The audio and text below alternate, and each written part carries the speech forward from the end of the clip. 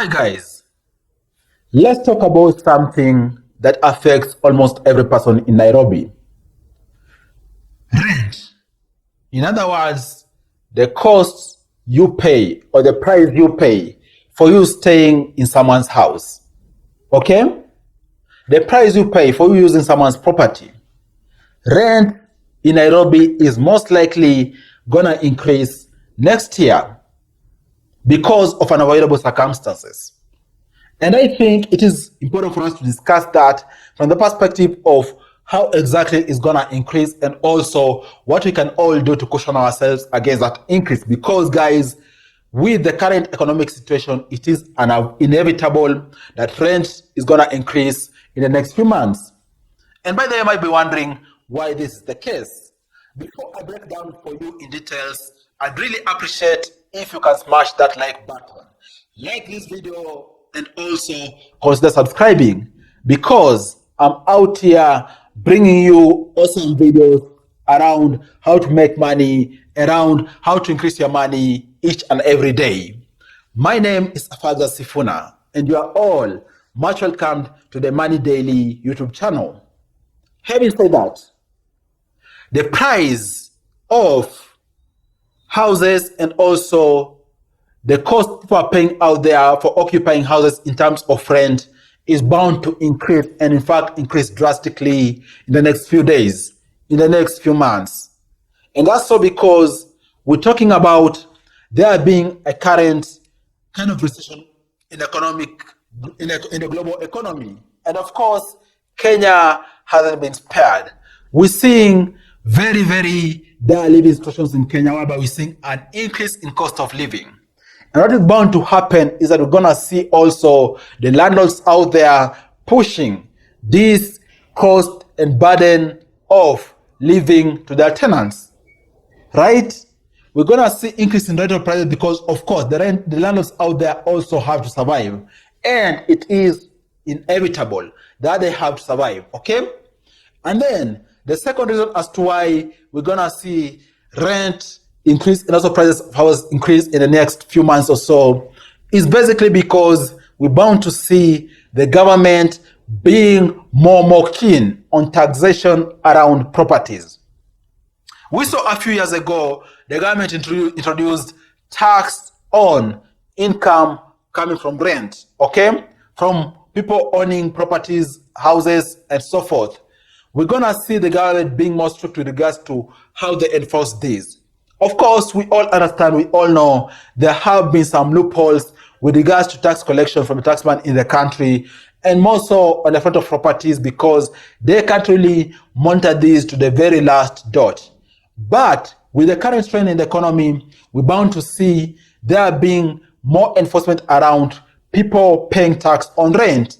And of course, with these, the landlords out there are also going to ensure they push the burden to the occupants of the houses so that they are able to conform with this push from the government, right? And then the third thing as to why, and reason as to why we're going to see the increase of properties out here, most of houses, and also in rent, is because, guys, with the current global recession, we're seeing the price of inputs, which are fundamental in construction, having their price so and so by the day, by the month. Talk about steel, talk about cement, talk about even labor. We're seeing the soaring in price of virtually all the inputs which are fundamental in construction.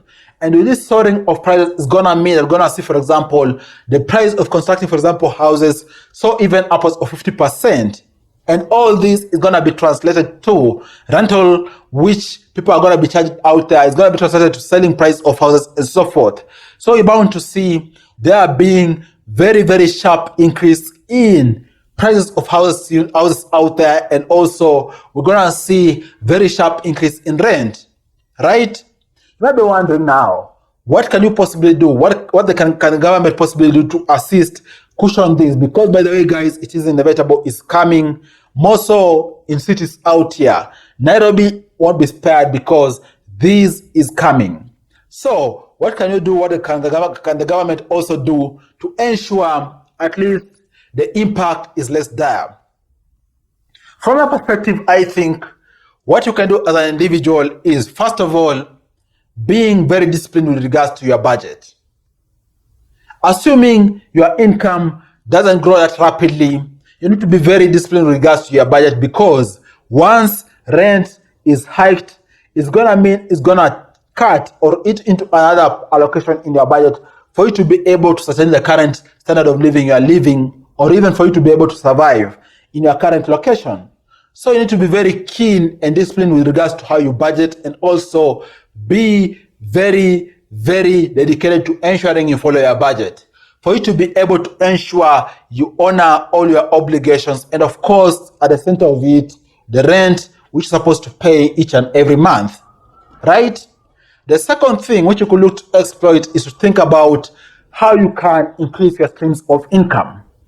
You're talking about these unavoidable expenses increasing exponentially.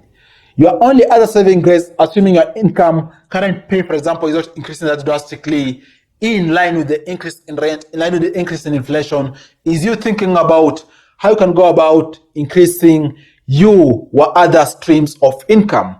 And by the way, for that, I want to discuss in this video, because I've made a whole video with regards to how you can go about starting and ensuring you get into profitable side hustles, which I've also attached here in this video.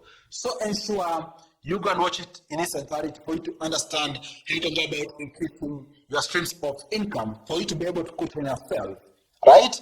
And then, what can the government do to ensure it assists its citizens, because the burden might have to be very heavy to many people out there?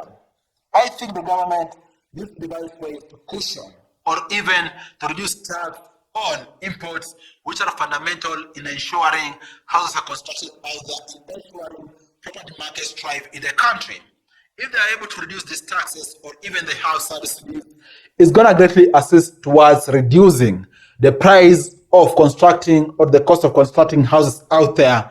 And hopefully this is going to translate to reduction in rents and also reduction in the prices of housing units out there. And of course, most important, the government also needs to create an enabling environment, which is going to assist people out there who are actually in the midst of property markets be able to thrive in their business with less barriers in the ecosystem, so that they're also able to ensure that the ultimate price which they're extending to customers is favorable. What do you think? Are you ready for the increase in prices of rents and also the prices of property markets in Nairobi? Shall we make those thoughts below in the comment section? But I think all of us need to prepare for this. Thanks a lot for watching. I look forward to share with you other awesome videos next time. Bye bye, and you all take care.